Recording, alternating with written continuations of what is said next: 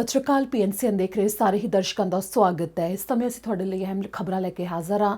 ਸਭ ਤੋਂ ਪਹਿਲਾਂ ਇੱਕ ਨਜ਼ਰ ਹੈਡਲਾਈਨਸ ਤੇ। ਕਾਗਜ਼ਾਂ ਬਗੈਰ ਕੰਮ ਕਰਦੇ ਪ੍ਰਵਾਸੀਆਂ ਦੇ ਲਈ ਵਕਾਲਤ, ਦੱਸਾਂਗੇ ਕਿਉਂ ਉਹਨਾਂ ਪ੍ਰਵਾਸੀਆਂ ਨੂੰ ਹੋਇਆ ਗ੍ਰਿਫਤਾਰੀ ਜਾਂ ਡਿਪੋਰਟ ਕੀਤੇ ਜਾਣ ਦਾ ਡਰ। ਬਰੈਂਪਟਨ ਦੇ ਇੱਕ ਘਰ ਵਿੱਚੋਂ 26 ਸਾਲਾ ਬਖਸ਼ਿੰਦਰਪਾਲ ਸਿੰਘ ਮਾਨ ਗ੍ਰਿਫਤਾਰ। ਜਾਣੋ ਅਮਰੀਕਾ ਵਿੱਚ ਕਿਉਂ ਵਾਂਟਡ ਸੀ ਇਹ Punjabi. Canada border service agency ਨੇ ਦੇਸ਼ ਵਿੱਚ ਦਾਖਲ ਹੋਣ ਵਾਲਿਆਂ ਦੇ ਲਈ ਇੱਕ ਚੇਤਾਵਨੀ ਦਿੱਤੀ ਤੇ ਨਾਲ ਹੀ ਕੀਤਾ ਐਲਾਨ। ਦੱਸਾਂਗੇ ਕਿਹਨਾਂ ਨੂੰ ਕੀਤਾ ਜਾ ਸਕਦਾ ਹੈ $2000 ਤੱਕ ਦਾ ਜੁਰਮਾਨਾ। ਮੈਨੀਟੋਬਾ ਵੱਲੋਂ ਕੱਢੇ ਗਏ ਤਾਜ਼ਾ ਡਰਾਅ ਦੇ ਬਾਰੇ ਜਾਣਕਾਰੀ। ਜਾਣੋ PR ਦੀ ਪ੍ਰਕਿਰਿਆ ਦੇ ਲਈ ਕਿੰਨਿਆਂ ਨੂੰ ਤੇ ਕਿਸ ਆਧਾਰ ਤੇ ਗਏ ਸੱਦੇ। ਬ੍ਰਿਟਿਸ਼ ਕੋਲੰਬੀਆ ਵਿੱਚ ਕੰਮ ਵਾਲੀਆਂ ਥਾਵਾਂ ਦੇ ਉੱਤੇ ਪਿਛਲੇ 4 ਹਫ਼ਤੇ ਵਿੱਚ 6 ਮੌਤਾਂ। ਦੱਸਾਂਗੇ ਮਿਨਿਸਟਰ ਹੈਰੀ ਬੈਂਸ ਨੇ ਕਿਹੜੇ ਕਦਮ ਚੁੱਕਣ ਦੀ ਕੀਤੀ ਗੱਲ। ICBC ਨੇ ਗ੍ਰਾਹਕਾਂ ਨੂੰ ਚੈੱਕ ਭੇਜਣੇ ਕੀਤੇ ਸ਼ੁਰੂ। COVID-19 ਕਰਕੇ ਮਿਲੀ ਛੋਟ ਦੀ ਹੈ ਰਕਮ। ਦੱਸਾਂਗੇ ਅੱਜ ਪ੍ਰਧਾਨ ਮੰਤਰੀ ਜਸਟਿਨ ਟਰੂਡੋ ਨੇ ਕਿਹੜੇ ਭਾਈਚਾਰੇ ਦੇ ਲਈ ਕੀ ਦਿੱਤਾ ਸੰਦੇਸ਼। ਇਸ ਤਰ੍ਹਾਂ ਹੀ ਹੁਣ ਖਬਰਾਂ ਦੀ ਸ਼ੁਰੂਆਤ ਕਰਦੇ ਹਾਂ। ਸਭ ਤੋਂ ਪਹਿਲੀ ਖਬਰ ਹੈ ਕਿ ਇੱਕ ਸੰਸਥਾ ਹੈ ਜਿਸ ਦੇ ਵੱਲੋਂ ਵਕਾਲਤ ਕੀਤੀ ਗਈ ਹੈ ਉਹਨਾਂ ਪ੍ਰਵਾਸੀਆਂ ਦੇ ਵਾਸਤੇ ਜਿਨ੍ਹਾਂ ਨੂੰ ਇਸ ਸਮੇਂ ਡਰ ਸਤਾ ਰਿਹਾ ਹੈ ਕਿ ਕਿਤੇ ਉਹਨਾਂ ਦੀ ਗ੍ਰਿਫਤਾਰੀ ਨਾ ਹੋ ਜਾਵੇ ਜਾਂ ਫਿਰ ਉਹਨਾਂ ਨੂੰ ਡਿਪੋਰਟ ਨਾ ਕਰ ਦਿੱਤਾ ਜਾਵੇ, ਜਿਸ ਦੇ ਪਿੱਛੇ ਕਾਰਨ ਹੈ ਕਿ ਕੰਮ ਵਾਲੀਆਂ ਥਾਵਾਂ ਦੇ ਉੱਤੇ ਜਿੰਨੇ ਵੀ ਕਾਮੇ ਨੇ ਉਹਨਾਂ ਦੇ ਹੁਣ COVID-19 ਦੇ ਟੀਕੇ ਲਗਾਏ ਜਾ ਰਹੇ ਨੇ ਤੇ ਫਿਰ ਜਦੋਂ ਟੀਕਾ ਲਗਾਉਣ ਤੋਂ ਪਹਿਲਾਂ ਬੁਕਿੰਗ ਹੁੰਦੀ ਹੈ ਤਾਂ ਉਹਨਾਂ ਨੂੰ ਆਪਣੀ ਜਾਣਕਾਰੀ ਦੇਣੀ ਪੈਂਦੀ ਹੈ। ਤਾਂ ਫਿਰ ਵੱਡੀ ਗਿਣਤੀ 'ਚ ਕੈਨੇਡਾ 'ਚ ਅਜਿਹੇ ਪ੍ਰਵਾਸੀ ਕਾਮੇ ਨੇ ਜੋ ਕਾਗਜ਼ਾਂ ਤੋਂ ਬਗੈਰ ਵੀ ਰਹਿ ਰਹੇ ਨੇ ਤੇ ਇਸ ਦੌਰਾਨ ਹੁਣ ਉਹਨਾਂ ਨੂੰ ਚਿੰਤਾ ਸਤਾ ਰਹੀ ਹੈ ਕਿ ਟੀਕਾ ਲਗਵਾਉਣ ਦੇ ਵਾਸਤੇ ਜਦੋਂ ਉਹਨਾਂ ਨੇ ਆਪਣੀ ਜਾਣਕਾਰੀ ਦੇਣੀ ਹੈ ਤਾਂ ਉਸ ਮੌਕੇ ਜਦੋਂ ਉਹਨਾਂ ਦੇ ਬਾਰੇ ਪਤਾ ਲੱਗੇਗਾ ਕਿ ਉਹ ਬਿਨਾਂ ਕਾਗਜ਼ਾਂ ਤੋਂ ਰਹਿ ਰਹੇ ਨੇ ਤਾਂ ਕਿਤੇ ਕੈਨੇਡਾ ਦੇ ਬਾਰਡਰ ਸਰਵਿਸਿਜ਼ ਅਧਿਕਾਰੀਆਂ ਦੇ ਤੱਕ ਜਾਣਕਾਰੀ ਨਾ ਪਹੁੰਚਾ ਦਿੱਤੀ ਜਾਵੇ। ਕੈਨੇਡਾ ਵਿੱਚ ਵੱਖ-ਵੱਖਰੀਆਂ ਕੰਪਨੀਆਂ ਦੇ ਕਾਮਿਆਂ ਨੂੰ ਵੀ COVID-19 ਦੇ ਟੀਕੇ ਲਗਾਏ ਜਾ ਰਹੇ ਨੇ, ਖਾਸ ਕਰ ਜਿਹੜੇ ਜ਼ਰੂਰੀ ਕਾਮਿਆਂ ਦੀ ਸੂਚੀ ਵਿੱਚ ਆਉਂਦੇ ਨੇ। ਪਰ ਇਸ ਦੌਰਾਨ ਕਈ ਅਜਿਹੇ ਕਾਮੇ ਨੇ ਕੈਨੇਡਾ ਵਿੱਚ ਜੋ ਬਿਨਾਂ ਕਾਗਜ਼ਾਂ ਤੋਂ ਰਹਿ ਰਹੇ ਨੇ ਤੇ ਕੰਮ ਵਾਲੀ ਥਾਂ ਦੇ ਉੱਤੇ ਜਦੋਂ ਟੀਕੇ ਲਗਵਾਉਣ ਦੇ ਲਈ ਬੁਕਿੰਗ ਹੋ ਰਹੀ ਹੈ ਤਾਂ ਉਹਨਾਂ ਨੂੰ ਡਰ ਸਤਾ ਰਿਹਾ ਹੈ ਕਿ ਜੇਕਰ ਟੀਕੇ ਲਗਵਾਉਣ ਦੇ ਲਈ ਉਹ ਆਪਣੀ ਜਾਣਕਾਰੀ ਦਿੰਦੇ ਨੇ ਤਾਂ ਇਸ ਦੇ ਨਾਲ ਉਹਨਾਂ ਦੀ ਗ੍ਰਿਫਤਾਰੀ ਵੀ ਹੋ ਸਕਦੀ ਹੈ ਜਾਂ ਫਿਰ ਉਹਨਾਂ ਨੂੰ ਕੈਨੇਡਾ ਤੋਂ ਬਾਹਰ ਵੀ ਭੇਜਿਆ ਜਾ ਸਕਦਾ ਹੈ। ਟੋਰਾਂਟੋ ਤੋਂ ਪ੍ਰਵਾਸੀ ਕਾਮਿਆਂ ਦੇ ਲਈ ਅਲਾਇੰਸ ਫਾਰ ਚੇਂਜ ਇੱਕ ਸੰਸਥਾ ਹੈ ਜਿਸ ਦਾ ਪੂਰਾ ਨਾਮ migrant workers alliance for change ਹੈ ਤੇ ਉਹ ਪ੍ਰਵਾਸੀਆਂ ਦੀ ਮਦਦ ਦੇ ਲਈ ਕੰਮ ਕਰਦੇ ਨੇ। ਇਸ ਸੰਸਥਾ ਤੋਂ ਕੈਰਨ, ਜੋ ਕਿ ਸੰਸਥਾ ਵਿੱਚ ਪ੍ਰੋਜੈਕਟ ਤੇ ਕੈਂਪੇਨ ਕੋਆਰਡੀਨੇਟਰ ਹੈ, ਉਸਨੇ ਕਿਹਾ ਕਿ ਬਿਨਾਂ ਕਾਗਜ਼ਾਂ ਤੋਂ ਜੋ ਪ੍ਰਵਾਸੀ ਕਾਮੇ ਮੌਜੂਦ ਨੇ ਉਹਨਾਂ ਦੇ ਲਈ COVID-19 ਦਾ ਟੀਕਾ ਲਗਾਉਣ ਦੇ ਵਾਸਤੇ ਅਪਾਇੰਟਮੈਂਟ ਬੁੱਕ ਕਰਵਾਉਣ ਦੇ ਲਈ ID ਦੀ ਮੰਗ ਨਹੀਂ ਕੀਤੀ ਜਾਣੀ ਚਾਹੀਦੀ। ਜਿਨ੍ਹਾਂ ਕਿਹਾ ਕਿ ਕਈ ਪ੍ਰਵਾਸੀ ਕਾਮੇ ਅਜਿਹੇ ਨੇ ਜੋ ਅਜੇ ਹੈਲਥ ਕੇਅਰ ਸਿਸਟਮ ਦਾ ਹਿੱਸਾ ਨਹੀਂ ਬਣੇ ਕਿਉਂਕਿ ਉਹਨਾਂ ਨੂੰ ਡਰ ਹੈ ਕਿ ਉਹਨਾਂ ਦੀ ਨੌਕਰੀ ਨਾ ਚਲੀ ਜਾਵੇ ਜੇਕਰ ਉਹਨਾਂ ਨੂੰ ਕੰਮ ਦੇਣ ਵਾਲੇ ਨੂੰ ਉਹਨਾਂ ਦਾ ਇਮੀਗ੍ਰੇਸ਼ਨ ਸਟੇਟਸ ਦੇਣਾ ਪੈਂਦਾ ਹੈ, ਜਿਸ ਕਰਕੇ ਉਹ COVID-19 ਦੇ ਟੀਕੇ ਲਗਵਾਉਣ ਤੋਂ ਗੁਰੇਜ਼ ਕਰ ਰਹੇ ਨੇ। ਜਿਨ੍ਹਾਂ ਕਿਹਾ ਕਿ ਉਹਨਾਂ ਪ੍ਰਵਾਸੀਆਂ ਨੂੰ ਡਰ ਹੈ ਜੋ ਜਾਣਕਾਰੀ ਉਹ ਟੀਕਾ ਬੁੱਕ ਕਰਵਾਉਣ ਦੇ ਲਈ ਦੇਣਗੇ ਤਾਂ ਉਸ ਦਾ ਅੱਗੇ ਅਧਿਕਾਰੀ ਕੀ ਕਰਨਗੇ, ਕਿਉਂਕਿ ਉਹਨਾਂ ਨੇ ਕਈ ਅਜਿਹੀਆਂ ਉਦਾਹਰਨਾਂ ਪਹਿਲਾਂ ਦੇਖੀਆਂ ਨੇ ਕਿ ਅਜਿਹੇ ਵਿੱਚ ਕੈਨੇਡਾ ਬਾਰਡਰ ਸਰਵਿਸਿਜ਼ ਅਧਿਕਾਰੀਆਂ ਨੂੰ ਬੁਲਾ ਲਿਆ ਜਾਂਦਾ ਹੈ, ਜਿਸ ਦੇ ਲਈ ਉਹਨਾਂ ਕਿਹਾ ਕਿ ਟੀਕੇ ਵਿੱਚ ਕੈਨੇਡਾ ਦੀ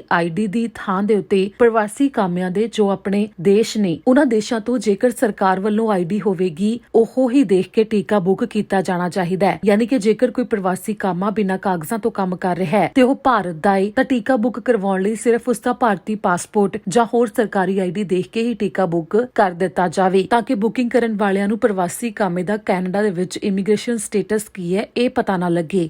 ਜੇਕਰ ਸਾਲ 2016 ਦੇ ਅੰਕੜੇ ਦੇਖੇ ਜਾਣ ਤਾਂ ਸਿਰਫ ਓਨਟਾਰੀਓ ਦੇ ਵਿੱਚ ਹੀ 5 ਲੱਖ ਅਜਿਹੇ ਪ੍ਰਵਾਸੀ ਕਾਮੇ ਨੇ ਜੋ ਬਿਨਾਂ ਕਾਗਜ਼ਾਂ ਤੋਂ ਰਹਿ ਰਹੇ ਨੇ। ਸੰਸਥਾ ਨੇ ਕਿਹਾ ਕਿ ਇਹ ਗਿਣਤੀ ਇਸ ਸਮੇਂ ਹੋਰ ਵੀ ਜ਼ਿਆਦਾ ਹੋ ਸਕਦੀ ਹੈ।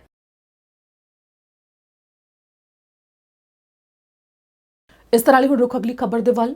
ਪੀਲ ਪੁਲਿਸ ਨੇ ਕੈਨੇਡਾ ਬਾਰਡਰ ਸਰਵਿਸਿਜ਼ ਏਜੰਸੀ ਦੇ ਅਧਿਕਾਰੀਆਂ ਦੇ ਨਾਲ ਮਿਲ ਕੇ ਇੱਕ ਕਾਰਵਾਈ ਨੂੰ ਅੰਜਾਮ ਦਿੱਤਾ ਹੈ ਜਿਸ ਦੇ ਵਿੱਚ ਅਮਰੀਕਾ 'ਚ ਵਾਂਟਡ ਬਖਸ਼ਿੰਦਰਪਾਲ ਸਿੰਘ ਨੂੰ ਗ੍ਰਿਫਤਾਰ ਕੀਤਾ ਗਿਆ, ਜਿਸ ਦੇ ਉੱਤੇ ਕਾਫੀ ਗੰਭੀਰ ਇਲਜ਼ਾਮ ਨੇ।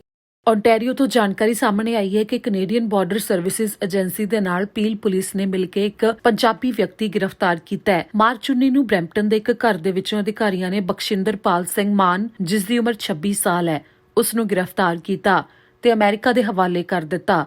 ਬਖਸ਼ਿੰਦਰਪਾਲ ਅਮਰੀਕਾ ਵਿੱਚ ਵਾਂਟਡ ਸੀ, ਜਿਸ ਦੇ ਬਰੈਂਪਟਨ ਵਿੱਚ ਰਹਿਣ ਦੇ ਹੋਣ ਬਾਰੇ ਬਖਸ਼ਿੰਦਰਪਾਲ ਸਿੰਘ ਮਾਨ ਉਸ ਦੇ ਨਾਲ ਲੱਗੀ GPS ਡਿਵਾਈਸ ਨੂੰ ਉਤਾਰ ਕੇ ਗੈਰ ਕਾਨੂੰਨੀ ਢੰਗ ਨਾਲ ਕੈਨੇਡਾ 'ਚ ਅਮਰੀਕਾ ਤੋਂ ਦਾਖਲ ਹੋਇਆ ਸੀ, ਜਿਸ ਦੇ ਉੱਤੇ ਅਮਰੀਕਾ ਵਿੱਚ ਕਤਲ ਨਾਲ ਸੰਬੰਧਿਤ ਤੇ 2 ਨਾਬਾਲਗਾਂ ਨਾਲ ਸਰੀਰਕ ਸੰਬੰਧ ਬਣਾਉਣ ਦੇ ਇਲਜ਼ਾਮ ਨੇ। ਕੈਲੀਫੋਰਨੀਆ ਤੋਂ ਬੇਕਰਸਫੀਲਡ ਪੁਲਿਸ ਵਿਭਾਗ ਬਖਸ਼ਿੰਦਰਪਾਲ ਨੂੰ ਲੱਭ ਰਿਹਾ ਸੀ, ਜਿਸ ਤੋਂ ਬਾਅਦ ਹੁਣ ਅਧਿਕਾਰੀਆਂ ਨੇ ਵੀ ਕਿਹਾ ਕਿ ਜੇਕਰ ਇਸ ਦੇ ਬਾਰੇ ਕਿਸੇ ਨੂੰ ਵੀ ਕੋਈ ਹੋਰ ਜਾਣਕਾਰੀ ਹੋਵੇ, ਬਖਸ਼ਿੰਦਰਪਾਲ ਦੇ ਬਾਰੇ ਜਾਂ ਫਿਰ ਇਸ ਮਾਮਲੇ ਦੇ ਬਾਰੇ ਕਿਸੇ ਨੇ ਕੁਝ ਦੱਸਣਾ ਹੋਵੇ ਤਾਂ 905 453 3311 ਦੇ ਉੱਤੇ ਫੋਨ ਕਰਕੇ ਜਾਣਕਾਰੀ ਦਿੱਤੀ ਜਾ ਸਕਦੀ ਹੈ, ਜਿਸ ਦੇ ਉੱਤੇ ਐਕਸਟੈਂਸ਼ਨ ਨੰਬਰ ਅੱਗੇ ਹੈ 2233, ਜੋ ਕਿ 22 ਨੰਬਰ ਡਿਵੀਜ਼ਨ ਦੇ ਵਾਸਤੇ ਕ੍ਰਿਮੀਨਲ ਇਨਵੈਸਟੀਗੇਸ਼ਨ ਬਿਊਰੋ ਨਾਲ ਸੰਪਰਕ ਕਰਨ ਦੇ ਵਾਸਤੇ ਇਹ ਨੰਬਰ ਹੈ। ਜਾਂ ਫਿਰ ਜੇਕਰ ਕਿਸੇ ਨੇ ਆਪਣੀ ਪਛਾਣ ਦੱਸੇ ਬਿਨਾ ਜਾਣਕਾਰੀ ਦੇਣੀ ਹੋਵੇ ਤਾਂ ਪੀਲ ਕ੍ਰਾਈਮ ਸਟਾਪਰਸ ਦੇ ਨਾਲ 1800-222-8477 ਦੇ ਉੱਤੇ ਸਿੱਧਾ ਸੰਪਰਕ ਕੀਤਾ ਜਾ ਸਕਦਾ ਹੈ।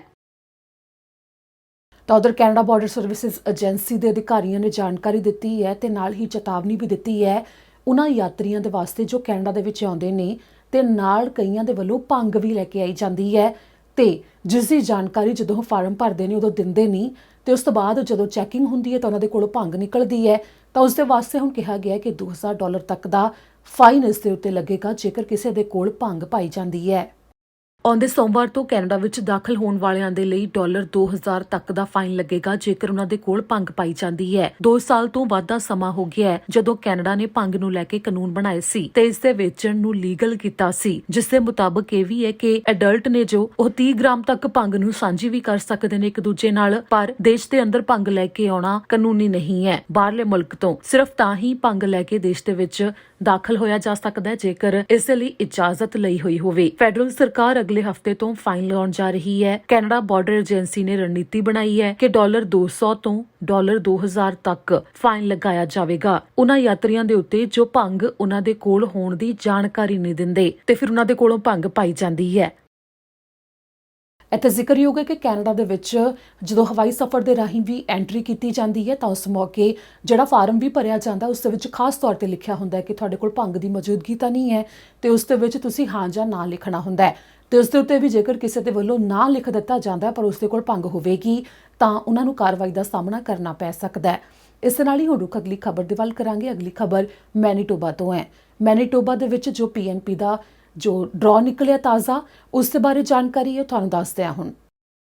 ਮੈਨੀਟੋਬਾ ਨੇ ਅੱਜ 355 ਵਿਅਕਤੀਆਂ ਨੂੰ PNP ਤਹਿਤ PR ਦੇ ਲਈ ਇਨਵੀਟੇਸ਼ਨ ਭੇਜੇ ਨੇ। ਮਾਰਚ 25 ਨੂੰ ਇਹ ਡਰਾ ਕੱਢਿਆ ਗਿਆ। ਮੈਨੀਟੋਬਾ ਪ੍ਰੋਵਿੰਸ਼ੀਅਲ ਨੋਮਨੀ ਪ੍ਰੋਗਰਾਮ ਯਾਨੀ ਕਿ MPNP ਦੇ ਅਧੀਨ ਇਹ ਇਨਵੀਟੇਸ਼ਨ ਭੇਜੇ ਗਏ ਨੇ। ਜੋ ਇਹ ਪ੍ਰੋਵਿੰਸ਼ੀਅਲ ਨੋਮਨੀ ਪ੍ਰੋਗਰਾਮ ਹੈ ਉਸ ਦੇ ਵਿੱਚ ਵੱਖੋ ਵੱਖਰੀਆਂ streams skilled workers in Manitoba, international education stream, skilled workers overseas ਉਹਨਾਂ ਦੇ ਵਾਸਤੇ ਇਨਵੀਟੇਸ਼ਨ ਭੇਜੇ ਗਏ ਨੇ ਜਿਸ ਦੇ ਵਿੱਚ ਜੋ ਘੱਟੋ ਘੱਟ ਸਕੋਰ ਕਿੰਨਾ ਗਿਆ ਹੈ ਹੁਣ ਤੁਹਾਨੂੰ ਉਸ ਦੇ ਬਾਰੇ ਦੱਸਾਂਗੇ। ਜੋ skilled workers in Manitoba stream ਹੈ ਯਾਨੀ ਕਿ ਜਿਨ੍ਹਾਂ ਦੇ ਕੋਲ ਮੈਨੀਟੋਬਾ ਦੇ ਵਿੱਚ ਕੰਮ ਕਰਨ ਦਾ ਅਨੁਭਵ ਸੀ ਉਹਨਾਂ ਦੇ ਵੱਲੋਂ ਜਿਹੜੀਆਂ ਫਾਈਲਾਂ ਲਗਾਈਆਂ ਗਈਆਂ ਉਸ ਦੇ ਵਿੱਚ 285 ਇਨਵੀਟੇਸ਼ਨ ਭੇਜੇ ਗਏ ਨੇ ਜਿਸ ਦੇ ਵਿੱਚ ਘੱਟੋ ਘੱਟ ਸਕੋਰ 423 ਤੱਕ ਗਿਆ ਹੈ। ਸਕਿਲਡ ਵਰਕਰਸ ਓਵਰਸੀਜ਼ ਜਿਨ੍ਹਾਂ ਨੇ ਬਾਹਰਲੇ ਮੁਲਕਾਂ ਤੋਂ ਆਪਣੇ ਅਨੁਭਵ ਦੇ ਮੁਤਾਬਕ ਮੈਨੀਟੋਬਾ PNP ਦੇ ਅਧੀਨ ਫਾਈਲ ਲਗਾਈ ਉਹਨਾਂ ਦੇ ਵਿੱਚ 9 ਇਨਵੀਟੇਸ਼ਨ ਗਏ ਨੇ ਜਿਸ ਦੇ ਵਿੱਚ ਘੱਟੋ ਘੱਟ ਸਕੋਰ 711 ਤੱਕ ਗਿਆ ਹੈ ਤੇ ਇਸ ਤੋਂ ਬਾਅਦ ਹੈ ਇੰਟਰਨੈਸ਼ਨਲ ਐਜੂਕੇਸ਼ਨ ਸਟਰੀਮ ਜਿਸ ਦੇ ਵਿੱਚ 41 ਇਨਵੀਟੇਸ਼ਨ ਭੇਜੇ ਗਏ ਨੇ। ਇਸ ਦੇ ਨਾਲ ਹੀ letters of advice to apply ਦੇ ਅਧੀਨ 49 ਇਨਵੀਟੇਸ਼ਨ ਭੇਜੇ ਗਏ ਨੇ ਜੋ ਕਿ ਐਕਸਪ੍ਰੈਸ ਐਂਟਰੀ ਕੈਂਡੀਡੇਟਸ ਦੇ ਵਾਸਤੇ ਸਨ। ਇੱਥੇ ਜ਼ਿਕਰਯੋਗ ਹੈ ਕਿ ਜਦੋਂ ਮੈਨੀਟੋਬਾ ਤੋਂ PNP ਦੇ ਤਹਿਤ ਜਿਨ੍ਹਾਂ ਨੂੰ ਇਹ ਇਨਵੀਟੇਸ਼ਨ ਭੇਜੇ ਗਏ ਨੇ ਉਹਨਾਂ ਦੀ ਪ੍ਰਕਿਰਿਆ ਪੂਰੀ ਹੋ ਜਾਵੇਗੀ ਤਾਂ ਉਹਨਾਂ ਨੂੰ 600 ਪੁਆਇੰਟ ਮਿਲ ਜਾਣਗੇ। CRS ਸਕੋਰ ਹੈ ਜੋ ਉਹਨਾਂ ਦਾ 600 ਪਹਿਲਾਂ ਹੀ ਹੋ ਜਾਵੇਗਾ ਜਿਸ ਤੋਂ ਬਾਅਦ ਉਹ ਅੱਗੇ ਕੈਨੇਡਾ ਦੀ PR ਦੇ ਵਾਸਤੇ ਅਪਲਾਈ ਕਰ ਸਕਦੇ ਨੇ, ਅੱਗੇ ਫਾਈਲ ਲਗਾ ਸਕਦੇ ਨੇ।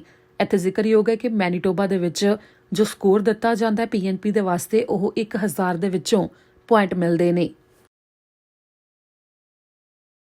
ਬ੍ਰਿਟਿਸ਼ ਕੋਲੰਬੀਆ ਵਿੱਚ ਵਰਕਸੇਫ BC ਦੇ ਨਾਲ ਲੇਬਰ ਮਿਨਿਸਟਰ ਹੈਰੀ ਬੈਂਸ ਨੇ ਗੱਲਬਾਤ ਕੀਤੀ ਹੈ ਜਿਸ ਦੇ ਪਿੱਛੇ ਕਾਰਨ ਇਹ ਰਿਹਾ ਹੈ ਕਿ ਕੰਮ ਵਾਲੀਆਂ ਥਾਵਾਂ ਦੇ ਉੱਤੇ ਮੌਤਾਂ ਦੀ ਗਿਣਤੀ ਦੇ ਜੋ ਅੰਕੜੇ ਸਾਹਮਣੇ ਆਏ ਨੇ ਤੇ ਨਾਲ ਹੀ ਪਿਛਲੇ 1 ਮਹੀਨੇ ਦੌਰਾਨ 6 ਕਾਮਿਆਂ ਦੀ ਮੌਤ ਹੋਣ ਦੇ ਬਾਰੇ ਜੋ ਜਾਣਕਾਰੀ ਸਾਹਮਣੇ ਆਈ ਹੈ ਉਸ ਨੂੰ ਕਾਫੀ ਚਿੰਤਾਜਨਕ ਦੱਸਿਆ ਗਿਆ ਹੈ। ਕੰਮ ਵਾਲੀਆਂ ਥਾਵਾਂ ਨੂੰ ਸੁਰੱਖਿਅਤ ਬਣਾਉਣ ਦੇ ਵਾਸਤੇ ਕਿਵੇਂ ਕਦਮ ਚੁੱਕੇ ਜਾ ਸਕਦੇ ਨੇ ਇਸ ਦੇ ਉੱਤੇ ਹੋਰ ਕਿਹੜੀਆਂ ਗੱਲਾਂ ਕਹੀਆਂ ਗਈਆਂ ਨੇ ਉਹ ਤੁਹਾਨੂੰ ਦੱਸਦੇ ਹਾਂ। ਬ੍ਰਿਟਿਸ਼ ਕੋਲੰਬੀਆ ਦੇ ਲੇਬਰ ਮੰਤਰੀ ਹੈਰੀ ਬੈਂਸ ਨੇ ਕਾਮਿਆਂ ਦੀ ਸੁਰੱਖਿਆ ਸੰਬੰਧੀ ਇੱਕ ਬਿਆਨ ਜਾਰੀ ਕੀਤਾ ਹੈ। ਲੰਘੇ 4 ਹਫ਼ਤੇ ਦੇ ਸਮੇਂ ਵਿੱਚ ਕੰਮ ਦੇ ਉੱਤੇ 6 ਕਾਮਿਆਂ ਦੀ ਮੌਤ ਹੋਈ ਹੈ ਜਿਸ ਤੋਂ ਬਾਅਦ ਸੂਬੇ ਵਿੱਚ ਕੰਮ ਵਾਲੀਆਂ ਥਾਵਾਂ ਦੇ ਉੱਤੇ ਸੁਰੱਖਿਆ ਸਥਾਈ ਬਣਾਉਣ ਦੇ ਵਾਲੀ ਏਜੰਸੀ ਦੇ ਨਾਲ ਮੰਤਰੀ ਹੈਰੀ ਬੈਂਸ ਨੇ ਸੰਪਰਕ ਕੀਤਾ। ਵਰਕਸੇਫ BC ਦੇ ਨਾਲ ਗੱਲਬਾਤ ਦੌਰਾਨ ਮੰਤਰੀ ਨੇ ਕਿਹਾ ਕਿ ਇਹ ਸਥਾਈ ਬਣਾਉਣ ਦੇ ਬਾਰੇ ਗੱਲਬਾਤ ਕੀਤੀ ਗਈ ਹੈ ਕਿ ਕੰਮ ਵਾਲੀਆਂ ਥਾਵਾਂ ਦੇ ਉੱਤੇ ਕਾਮਿਆਂ ਦੀ ਸੁਰੱਖਿਆ ਤੇ ਸਿਹਤ ਸੰਬੰਧੀ ਲੋੜ ਮੁਤਾਬਕ ਕਦਮ ਚੁੱਕੇ ਜਾਣ। ਦਰਅਸਲ 2 ਵਿਅਕਤੀਆਂ ਦੀ ਕੰਸਟਰਕਸ਼ਨ ਸਾਈਟ ਦੇ ਉੱਤੇ ਇੱਕ ਹਾਦਸੇ ਵਿੱਚ ਮੌਤ ਹੋਈ। 2 ਜੰਗਲਾਤ ਵਿਭਾਗ ਦੇ ਵਿੱਚ ਕੰਮ ਕਰਦੇ ਕਾਮਿਆਂ ਦੀ ਮੌਤ ਹੋਈ, ਇੱਕ ਟੋ ਟਰੱਕ ਡਰਾਈਵਰ ਦੀ ਕੰਮ ਦੌਰਾਨ ਜਾਨ ਗਈ ਤੇ ਇੱਕ ਕਾਮੇ ਦੀ ਰਿਜ਼ੋਰਟ ਦੇ ਉੱਤੇ ਕੰਮ ਦੇ ਦੌਰਾਨ ਜਾਨ ਗਈ।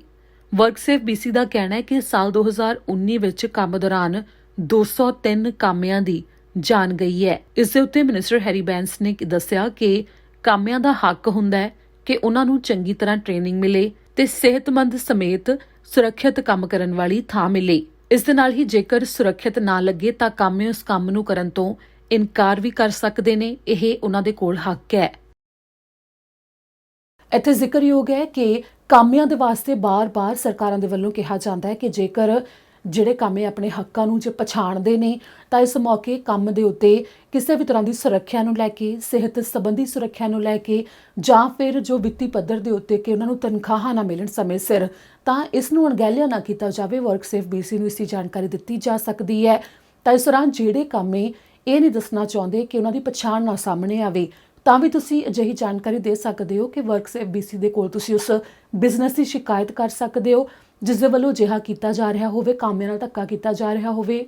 ਤਾਂ ਵਰਕਸੇਫ BC ਦੇ ਅਧਿਕਾਰੀ ਆਪ ਆਉਂਦੇ ਨੇ, ਇਨਸਪੈਕਸ਼ਨ ਕਰਦੇ ਨੇ ਤੇ ਇਸ ਉੱਤੇ ਕਾਰਵਾਈ ਹੈ ਜੋ ਕੀਤੀ ਜਾਂਦੀ ਹੈ। ਜੇਕਰ ਤਨਖਾਹਾਂ ਸਮੇਂ ਸਿਰ ਜਿਹੜੀਆਂ ਨਹੀਂ ਦਿੱਤੀਆਂ ਜਾਂਦੀਆਂ ਤਾਂ ਅਧਿਕਾਰੀ ਆ ਕੇ ਆਡਿਟ ਵੀ ਕਰਦੇ ਨੇ, ਤਾਂ ਉਹਨਾਂ ਨੂੰ ਉੱਥੇ ਪਤਾ ਲੱਗਦਾ ਹੈ ਕਿ ਸਮੇਂ ਸਿਰ ਤਨਖਾਹਾਂ ਕਾਮਿਆਂ ਨੂੰ ਨਹੀਂ ਮਿਲ ਰਹੀਆਂ ਤਾਂ ਉਸ ਦੇ ਉੱਤੇ ਵੀ ਕਾਰਵਾਈ ਹੁੰਦੀ ਹੈ। ਤੇ ਇਸ ਦੌਰਾਨ ਕਾਮਿਆਂ ਨੂੰ ਬਾਰ-ਬਾਰ ਕਿਹਾ ਜਾਂਦਾ ਹੈ ਕਿ ਆਪਣੇ ਹੱਕਾਂ ਨੂੰ ਪਹਿਚਾਣਨ ਤੇ ਨਾਲ ਹੀ ਜੇਕਰ ਪ੍ਰਵਾਸੀ ਕਾਮੇ ਵੀ ਨੇ ਤਾਂ ਉਹ ਇਸ ਗੱਲ ਦੇ ਡਰੋਂ ਕਿ ਕਿਤੇ ਉਹਨਾਂ ਨੂੰ ਅੱਗੇ PR 'ਚ ਦਿੱਕਤ ਨਾ ਆਵੇ, ਅਜਿਹਾ ਨਾ ਕਰਨ ਕਿ ਉਹ ਜੋ ਆਪਣੇ EMPLOYER ਨੇ ਉਹਨਾਂ ਦੇ ਖਿਲਾਫ ਕੋਈ ਸ਼ਿਕਾਇਤ ਨਹੀਂ ਕਰ ਰਹੇ ਉਸ ਸਮੇਂ ਜਦੋਂ ਉਹਨਾਂ ਦੇ ਨਾਲ ਕੰਮ ਦੇ ਉੱਤੇ ਧੱਕਾ ਵੀ ਹੋ ਰਿਹਾ ਹੈ। ਇਸ ਨਾਲ ਹੀ ਹੁਣ ਰੁੱਖ ਅਗਲੀ ਖਬਰ ਦੇ ਵੱਲ ਕਰਦੇ ਹਾਂ। ICBC ਨੇ ਜਾਣਕਾਰੀ ਦਿੱਤੀ ਹੈ ਕਿ ਸ਼ੁੱਕਰਵਾਰ ਨੂੰ ਗ੍ਰਾਹਕਾਂ ਦੇ ਵਾਸਤੇ ਚੈੱਕ ਉਹਨਾਂ ਦੇ ਵੱਲੋਂ ਭੇਜੇ ਗਏ ਨੇ। ਦਰਅਸਲ ਇਹ ਚੈੱਕ ਉਸ ਨਾਲ ਸੰਬੰਧਿਤ ਨੇ ਜੋ COVID-19 ਦੇ ਦੌਰਾਨ ਗ੍ਰਾਹਕਾਂ ਨੂੰ ਛੋਟ ਦਿੱਤੀ ਗਈ ਸੀ। ICBC ਨੇ COVID-19 ਕਰਕੇ ਮਿਲੀ ਛੋਟ ਦੇ ਪੈਸੇ ਗ੍ਰਾਹਕਾਂ ਨੂੰ ਭੇਜਣੇ ਸ਼ੁਰੂ ਕਰ ਦਿੱਤੇ ਨੇ। ICBC ਦੇ ਵੱਲੋਂ ਚਿੱਠੀਆਂ ਵਜੋਂ ਚੈੱਕ ਉਹਨਾਂ ਗ੍ਰਾਹਕਾਂ ਨੂੰ ਭੇਜੇ ਜਾ ਰਹੇ ਨੇ ਜੋ ਇਸ ਛੋਟ ਦੇ ਲਈ ਯੋਗਤਾ ਰੱਖਦੇ ਨੇ, ਜਿਨ੍ਹਾਂ ਦੇ ਵੱਲੋਂ ਕਿਹਾ ਗਿਆ ਕਿ ਵਾਰੋ-ਵਾਰੀ ਇਹ ਚੈੱਕ ਭੇਜੇ ਜਾ ਰਹੇ ਨੇ ਤੇ ਆਉਂਦੇ ਕੁਝ ਹਫ਼ਤੇ ਦੇ ਵਿੱਚ ਹੋਰ ਜ਼ਿਆਦਾ ਗ੍ਰਾਹਕਾਂ ਨੂੰ ਚੈੱਕ ਮਿਲ ਜਾਣਗੇ। ਪਹਿਲਾਂ ਇਹ ਮਾਰਚ 15 ਤੋਂ ਗ੍ਰਾਹਕਾਂ ਨੂੰ ਮਿਲਣੇ ਸ਼ੁਰੂ ਹੋਣੇ ਸੀ, ਪਰ ਇੱਕ ਸਾਈਬਰ ਅਟੈਕ ਦੇ ਮਾਮਲੇ ਕਰਕੇ ਅਜਿਹਾ ਨਹੀਂ ਹੋ ਸਕਿਆ। ਦਰਅਸਲ ਓਨਟਾਰੀਓ ਦੀ ਇੱਕ ਕੰਪਨੀ ਜਿਸ ਦਾ ICBC ਦੇ ਨਾਲ ਠੇਕਾ ਹੋਇਆ ਸੀ, ਉਸ ਨਾਲ ਸੰਬੰਧਿਤ ਸਾਈਬਰ ਅਟੈਕ ਦਾ ਮਾਮਲਾ ਸੀ, ਜਿਸ ਦੇ ਲਈ ICBC ਨੇ ਇਹ ਪੁਸ਼ਟੀ ਵੀ ਕੀਤੀ ਕਿ ਇਸ ਦੇ ਨਾਲ ਉਹਨਾਂ ਦੇ ਸਿਸਟਮ ਦੇ ਉੱਤੇ ਕੋਈ ਪ੍ਰਭਾਵ ਨਹੀਂ ਪਿਆ, ਪਰ ਗ੍ਰਾਹਕਾਂ ਦੀ ਜਾਣਕਾਰੀ ਸੁਰੱਖਿਅਤ ਰਹੇ, ਇਸ ਨੂੰ ਸਥਾਈ ਬਣਾਉਣਾ ਉਹਨਾਂ ਦਾ ਫਰਜ਼ ਹੈ। ਓਨਟਾਰੀਓ ਵਿੱਚ ਇਸ ਸਾਈਬਰ ਹਮਲੇ ਸੰਬੰਧੀ ਜਾਂਚ ਚੱਲ ਰਹੀ ਹੈ ਤੇ ਸ਼ੁੱਕਰਵਾਰ ਦੀ ਸਵੇਰ ਨੂੰ ICBC ਨੇ ਕਰੀਬ 30,000 ਗ੍ਰਾਹਕਾਂ ਨੂੰ ਚੈੱਕ ਭੇਜੇ ਨੇ। ਅਗਲੀ ਖਬਰ ਹੈ ਕਿ ਟੈਕ ਕੋਲ ਕੰਪਨੀ ਨੂੰ ਫਾਈਨ ਹੋਇਆ ਹੈ। ਦਰਅਸਲ ਵਾਤਾਵਰਣ ਨੂੰ ਨੁਕਸਾਨ ਪਹੁੰਚਾਉਣ ਦੇ ਸੰਬੰਧੀ ਮਾਮਲਾ ਹੈ ਜਿਸ ਤਹਿਤ $60 ਮਿਲੀਅਨ ਦਾ ਫਾਈਨ ਉਸ ਕੰਪਨੀ ਨੂੰ ਕੀਤਾ ਗਿਆ ਹੈ। ਕੈਨੇਡਾ ਦੀ ਇੱਕ ਕੋਲ ਮਾਈਨਿੰਗ ਕੰਪਨੀ ਨੂੰ ਫਿਸ਼ਰੀਜ਼ ਐਕਟ ਅਧੀਨ ਮੋਟਾ ਜੁਰਮਾਨਾ ਲੱਗਿਆ ਹੈ, ਜਿਨ੍ਹਾਂ ਨੂੰ ਬ੍ਰਿਟਿਸ਼ ਕੋਲੰਬੀਆ ਦੇ ਦੱਖਣੀ ਪੂਰਬੀ ਖੇਤਰ ਵਿੱਚ ਪਾਣੀ ਨੂੰ ਗੰਧਲਾ ਕਰਨ ਦੀ ਦੋਸ਼ੀ ਪਾਇਆ ਗਿਆ ਹੈ। ਟੈਕ ਕੋਲ ਕੰਪਨੀ ਟੈਕ ਰਿਸੋਰਸਿਸ ਦੇ ਹੀ ਅਧੀਨ ਹੈ, ਜਿਸ ਨੂੰ $60 ਮਿਲੀਅਨ ਦਾ ਫਾਈਨ ਲੱਗਿਆ ਹੈ। ਇਨਵਾਇਰਨਮੈਂਟ ਕੈਨੇਡਾ ਤੇ ਕੰਪਨੀ ਨੇ ਜੋ ਜਾਣਕਾਰੀ ਅਦਾਲਤ ਵਿੱਚ ਜਮ੍ਹਾਂ ਕਰਵਾਈ, ਉਸ ਨੂੰ ਦੇਖਣ ਤੋਂ ਬਾਅਦ ਜੱਜ ਨੇ ਇਸ ਜੁਰਮਾਨੇ ਦਾ ਫੈਸਲਾ ਲਿਆ। BC ਦੀ ਐਲਕ ਵੈਲੀ ਵਿੱਚੋਂ ਕੋਲਾ ਕੱਢਿਆ ਗਿਆ ਸੀ, ਜੋ ਕਿ ਕਈ ਦਹਾਕਿਆਂ ਤੱਕ ਕੱਢਿਆ ਗਿਆ। ਉਨ੍ਹਾਂ ਮਾਈਨਸ ਨੂੰ ਟੈਕ ਕੋਲ ਕੰਪਨੀ ਨੇ ਸਾਲ 2008 ਵਿੱਚ ਖਰੀਦ ਲਿਆ। ਕੋਲ ਮਾਈਨ ਦੇ ਵਿੱਚੋਂ ਜੋ ਫालतू ਚੀਜ਼ਾਂ ਨਿਕਲੀਆਂ, ਉਸ ਦੇ ਵਿੱਚ ਸਲੇਨੀਅਮ ਤੇ ਕੈਲਸਾਈਡ ਦੀ ਮੌਜੂਦਗੀ ਵੀ ਸੀ। ਸਲੇਨੀਅਮ ਨਾਲ ਮੱਛੀਆਂ ਨੂੰ ਬਹੁਤ ਜ਼ਿਆਦਾ ਨੁਕਸਾਨ ਹੁੰਦਾ ਹੈ। ਕੈਲਸਾਈਡ ਇੱਕ ਮਿਨਰਲ ਹੈ ਜੋ ਕਿ ਪਾਣੀ ਦੇ ਵਿੱਚ ਰਹਿਣ ਵਾਲੇ ਜੰਤੂਆਂ ਦੇ ਲਈ ਹਾਨੀਕਾਰਕ ਵੀ ਹੈ। ਇਸ ਦੌਰਾਨ ਅਦਾਲਤ ਵਿੱਚ ਦਾਅਵਾ ਕੀਤਾ ਗਿਆ ਹੈ ਕਿ ਸਾਲ 2009 ਤੋਂ ਪਹਿਲਾਂ ਟੈਕ ਕੋਲ ਕੰਪਨੀ ਨੂੰ ਪਤਾ ਸੀ ਕਿ ਸਲੇਨੀਅਮ ਤੇ ਕੈਲਸਾਈਡ ਦੀ ਵਾਤਾਵਰਣ ਦੇ ਵਾਸਤੇ ਜੋ ਮੌਜੂਦਗੀ ਹੈ ਉਹ ਹਾਨੀਕਾਰਕ ਹੋ ਸਕਦੀ ਹੈ, ਪਰ ਉਹਨਾਂ ਦੇ ਕੋਲ ਕੋਈ ਰਣਨੀਤੀ ਨਹੀਂ ਸੀ ਕਿ ਕੋਲ ਮਾਈਨ ਦੇ ਵੇਸਟ ਦੇ ਨਾਲ ਕਿਸ ਤਰ੍ਹਾਂ ਨਜਿੱਠਿਆ ਜਾਣਾ ਹੈ। ਕੈਨੇਡਾ ਦੇ ਵਾਤਾਵਰਣ ਵਿਭਾਗ ਨੇ ਸਾਲ 2012 ਵਿੱਚ ਇੱਕ ਜਾਂਚ ਦੌਰਾਨ ਪਾਇਆ ਸੀ ਕਿ ਫੋਰਡਿੰਗ ਨਦੀ ਵਿੱਚ ਸਲੇਨੀਅਮ ਦੀ ਮਾਤਰਾ ਬਹੁਤ ਜ਼ਿਆਦਾ ਸੀ, ਜੋ ਕਿ ਸੁਰੱਖਿਅਤ ਸੀਮਾ ਤੋਂ ਕਈ ਗੁਣਾ ਜ਼ਿਆਦਾ ਸੀ, ਜਿਸ ਨੂੰ ਨਦੀਆਂ ਤੇ ਵਾਤਾਵਰਣ ਦੇ ਲਈ ਸੁਰੱਖਿਅਤ ਨਹੀਂ ਮੰਨਿਆ ਜਾ ਸਕਦਾ। ਸਾਲ 2020 ਦੇ ਵਿੱਚ ਜਾਂਚ ਟੀਮ ਨੇ ਪਾਇਆ ਕਿ ਇਸ ਦੇ ਨਾਲ ਨਜਿੱਠਣ ਦੇ ਲਈ ਕੰਪਨੀ ਨੇ ਕੁਝ ਖਾਸ ਕਦਮ ਨਹੀਂ ਚੁੱਕੇ, ਜਿਸ ਤੋਂ ਬਾਅਦ ਅਕਤੂਬਰ ਮਹੀਨੇ ਕੰਪਨੀ ਦੇ ਉੱਤੇ ਮਾਮਲੇ ਦਰਜ ਹੋਏ। ਫੋਰਡਿੰਗ ਨਦੀ ਤੇ ਆਲੇ ਦੁਆਲੇ ਮੌਜੂਦ ਹੋਰ ਪਾਣੀ ਦੇ ਸਰੋਤ, ਉਹਨਾਂ ਦੇ ਵਿੱਚ ਅਜਿਹੇ ਜੀਵ ਵੀ ਪਾਏ ਜਾਂਦੇ ਨੇ ਜੋ ਕਿ ਉਹਨਾਂ ਪ੍ਰਜਾਤੀਆਂ ਦੇ ਵਿੱਚ ਆਉਂਦੇ ਨੇ ਜੋ ਖਤਮ ਹੋ ਰਹੀਆਂ ਮੰਨੀਆਂ ਜਾ ਰਹੀਆਂ ਨੇ। ਤੇ 2020 ਦੇ ਵਿੱਚ ਟੈਕ ਕੰਪਨੀ ਨੇ ਖੁਦ ਇੱਕ ਰਿਸਰਚ ਕੀਤੀ ਸੀ, ਜਿਸ ਤੋਂ ਬਾਅਦ ਪਤਾ ਲੱਗਿਆ ਕਿ ਮੱਛੀਆਂ ਦੀ ਆਬਾਦੀ ਉਸ ਖੇਤਰ ਵਿੱਚ ਬਹੁਤ ਜ਼ਿਆਦਾ ਹੇਠਾਂ ਆਈ ਹੈ। ਪ੍ਰਧਾਨ ਮੰਤਰੀ ਜਸਟਿਨ ਟਰੂਡੋ ਨੇ ਅੱਜ ਸਵੇਰੇ ਜੂਇਸ਼ ਭਾਈਚਾਰੇ ਨੂੰ ਸੰਦੇਸ਼ ਦਿੱਤਾ ਤੇ ਨਾਲ ਹੀ ਉਹਨਾਂ ਦੇ ਖਾਸ ਦਿਨ ਦੇ ਉੱਤੇ ਵਧਾਈ ਵੀ ਦਿੱਤੀ ਤੇ ਉਹਨਾਂ ਦੀ ਖੁਸ਼ੀ ਨੂੰ ਸਾਂਝਾ ਕਰਨ ਦੀ ਗੱਲ ਵੀ ਕਹੀ। ਪਾਸਓਵਰ ਉਹਨਾਂ ਦੇ ਵੱਲੋਂ ਮਨਾਇਆ ਜਾਂਦਾ ਹੈ, ਜੋ ਖਾਸ ਤੌਰ ਦੇ ਉੱਤੇ ਆਜ਼ਾਦੀ ਦਾ ਤੇ ਖੁਸ਼ੀਆਂ ਦਾ ਪ੍ਰਤੀਕ ਦਿਨ ਹੈ ਤੇ ਭਾਈਚਾਰੇ ਵਿੱਚ ਜੋ ਪਰਿਵਾਰ ਨੇ ਇਕੱਠੇ ਹੁੰਦੇ ਨੇ, ਇੱਕ ਦੂਜੇ ਨਾਲ ਮਿਲ ਕੇ ਖੁਸ਼ੀਆਂ ਮਨਾਉਂਦੇ ਨੇ। ਆਜ਼ਾਦੀ, ਜਿੱਤ ਤੇ ਖੁਸ਼ੀਆਂ ਨਾਲ ਸੰਬੰਧਿਤ ਉਹਨਾਂ ਦੇ ਵੱਲੋਂ ਇਕੱਠੇ ਹੋ ਕੇ ਜੋ ਖਾਣਾ ਵੀ ਖਾਧਾ ਜਾਂਦਾ ਹੈ ਤੇ ਇੱਕ ਦੂਜੇ ਦੇ ਨਾਲ ਸਮਾਂ ਬਿਤਾਇਆ ਜਾਂਦਾ ਹੈ ਤੇ ਉਸ ਸਮੇਂ ਦਾ ਆਨੰਦ ਮਾਣਿਆ ਜਾਂਦਾ ਹੈ। ਤੇ ਇਸੇ ਦੇ ਉੱਤੇ ਪ੍ਰਧਾਨ ਮੰਤਰੀ ਜਸਟਿਨ ਟਰੂਡੋ ਨੇ ਸੰਦੇਸ਼ ਦਿੱਤਾ ਤੇ ਨਾਲ ਹੀ ਕੋਵਿਡ-19 ਦੇ ਕਰਕੇ ਜੋ ਇਸ ਵਾਰ ਇਹ ਖਾਸ ਦਿਨ ਪ੍ਰਭਾਵਿਤ ਵੀ ਹੋਇਆ ਕਿ ਜ਼ਿਆਦਾ ਲੋਕ ਇਕੱਠੇ ਨਹੀਂ ਹੋ ਸਕਦੇ, ਤਾਂ ਉਸ ਦੇ ਬਾਰੇ ਵੀ ਉਹਨਾਂ ਨੇ ਕੀ ਕੁਝ ਕਿਹਾ ਉਹ ਤੁਹਾਨੂੰ ਹੁਣ ਸੁਣਾਉਂਦੇ ਹਾਂ। Tomorrow evening, Jewish communities across Canada and around the world will celebrate the start of Passover. This is a time for families and friends to gather around the Seder table, to share foods like matzah and maror, drink wine and read from the Haggadah, and reflect on the story of the Exodus. Passover is about the triumph of the Israelites over slavery and affliction. It's a story of strength and resilience in the face of hardship, lessons that we can all draw upon as we continue to deal with the global COVID-19 pandemic. We will take action against anti-Semitism and other forms of hatred wherever it happens. Jewish Canadians will never stand alone. Your government will continue to stand with you and take action against one of the world's oldest and most pervasive forms of hate. On behalf of our family, Sophie and I wish everyone celebrating a joyful and happy Passover. Stay safe and healthy, everyone, and next year we will celebrate together. Chag Pesach Sameach. ਇਸ ਦੇ ਨਾਲ ਹੀ ਅੱਜ ਦੇ bulletin ਵਿੱਚ ਇੰਨਾ ਹੀ। ਮੈਨੂੰ ਦਿਓ ਇਜਾਜ਼ਤ। ਸਤਿ ਸ਼੍ਰੀ ਅਕਾਲ।